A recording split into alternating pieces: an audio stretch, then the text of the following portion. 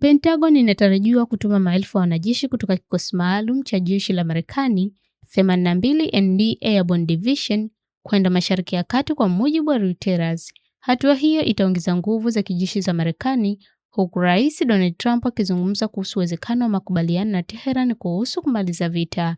Reuters iliripoti kwa mara ya kwanza tarehe 18 Machi kwa utawala wa Trump ulikuwa unafikiria kutuma majeshi zaidi, hatua ambayo ingeweza kupanua uwezekano wa kuhusisha operesheni ndani ya ardhi ya Irani.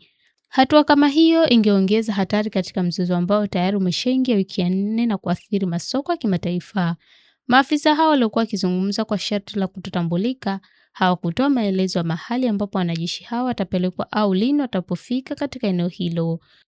Kuhusu hili, msemaji wa White House Anna Kelly alisema, kama tulivyoeleza, Rais Trump daima anachagua zote za kijeshi kwenye mikono yake.